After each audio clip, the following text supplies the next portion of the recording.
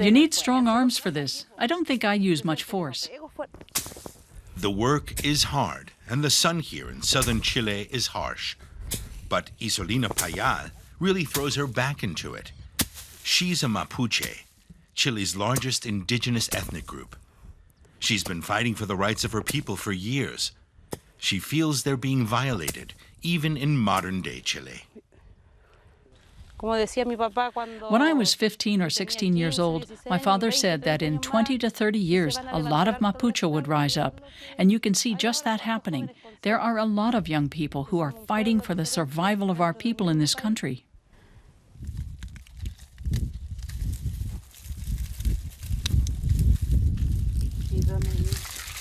They're fighting for the recognition of their language, their ethnicity, but above all, for their ancestral lands. Land that the Chilean government took away from their ancestors in the 19th century using brute force. A large part of their land was given to European immigrants. Now Mapuche activists have occupied the land in an effort to get it back. The government wants to silence us. We're only an ethnic minority, and there are Mapuche who are satisfied with what the government has given us. But we've decided to join what I call an honorable struggle. By occupying land, we're fighting for the reclamation of our entire territory.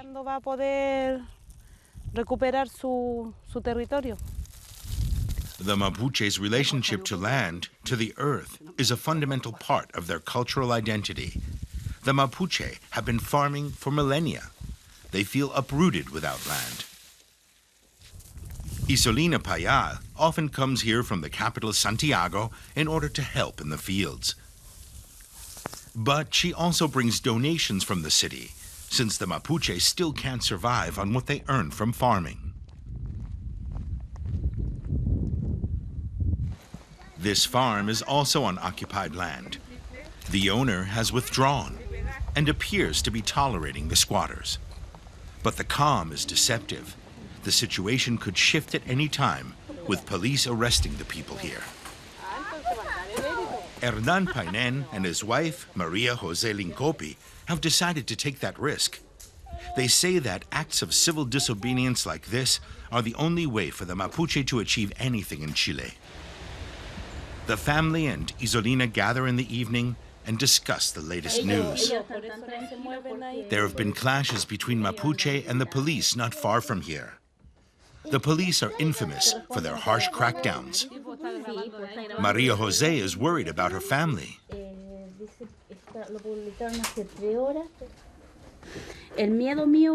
I'm afraid of the psychological damage that my children might suffer. We're grown-ups, and we know all about repression at the hands of the police. But the children, yes, I'm scared. I'm scared of what could happen to my children.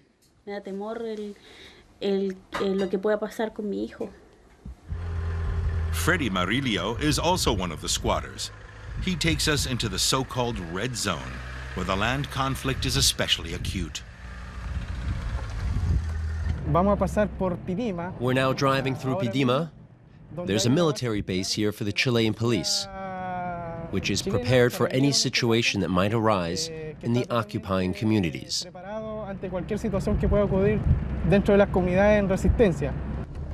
Some 170 police officers are stationed behind the walls. Marileo explains that they're supposed to protect the forestry companies against squatters. We're not allowed to shoot footage there. At just 23 years old, Freddy Marilio is already his community spokesman. The massive police presence makes him even more determined. As Mapuche with the goal of reclaiming our territory, we are prepared to face anything the government confronts us with. Our lives are in constant danger, so we have to defend ourselves. For this we use sticks, fists, and stones, or anything we can use to drive off the police. And firearms? No, we fight hand to hand. Here in our territory, it's only the police who use firearms.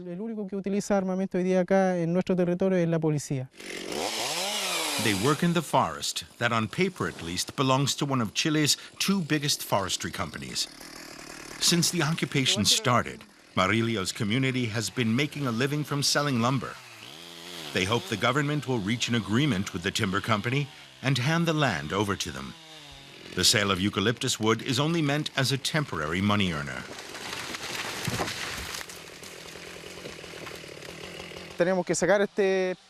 We have to fell the eucalyptus trees here and restore the natural flow of water that once existed here. Then we can work this land. We'll need to put a lot of effort into removing all the tree stumps, and then farming the land here or planting native trees here again. Isolina Payal is back in Santiago de Chile, where she was born.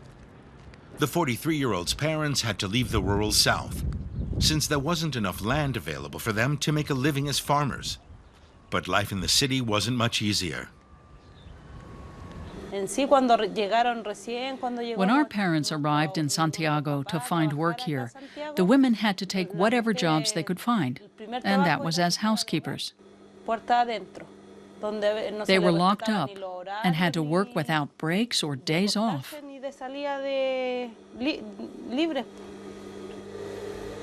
Her parents' experiences inspired Isolina to become an activist.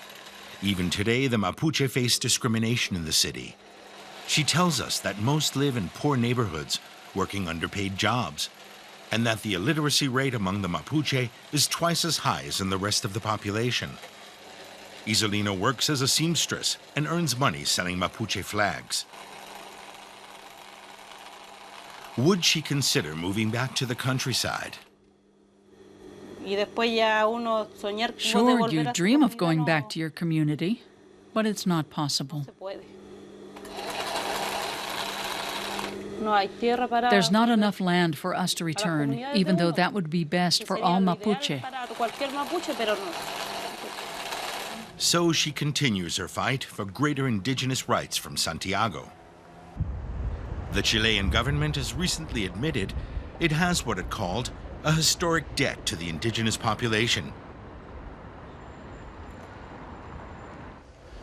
Even Maria Fernanda Villegas, the social affairs minister, has spoken of that debt.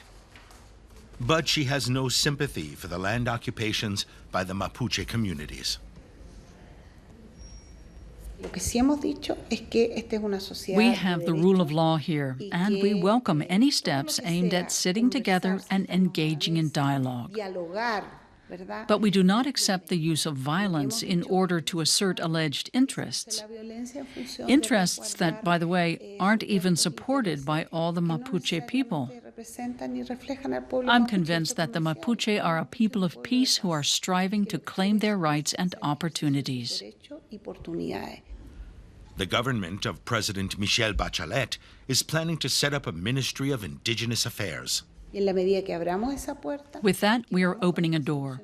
With the Ministry of Indigenous Affairs, we are striving for real solutions, and we will also be able to solve the question of land ownership. On the whole, the ministry will help bring the government and the Mapuche communities together.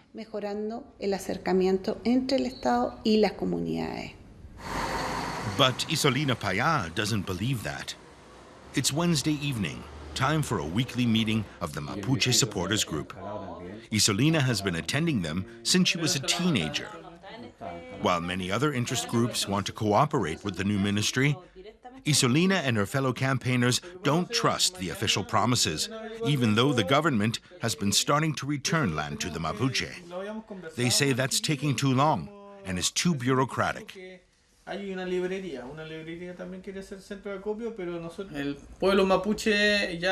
Mapuche people have learned that Chilean politics is not a good tool for achieving what we want. It is important to get involved politically, but our people have their own way, their own political strategies, their own leaders. And that's why we've remained to this day a people willing to fight, and we will remain that. The next day, that fight takes the form of baking sopaipillas. Isolina's group is selling them for more fundraising. This time, they're looking to collect money to buy school supplies for children in the occupied areas.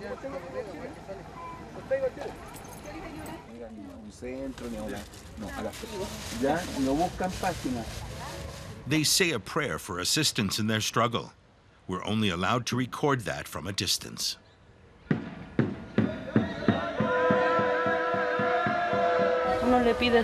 We ask our ancestors, our grandfathers, our parents to accompany and support us in whatever may come, so we may be successful. It's not about the desires of individuals, but about the desires of an entire people. Part of the benefit event is Pailin, a traditional Mapuche game. The idea is that the players meet and get to know each other and become friends through that. That's the intention. Isolina hopes that getting to know each other will also promote understanding for their struggle for land and rights. She knows her group's maximum demands and land occupations have little chance of success and may even hinder a lasting conciliation with the government. But she, like many others, doesn't want to give in. As a Mapuche, I have a dream. I want my people to move forward with their heads held high, for us to continue to live as proudly as we've done all this time.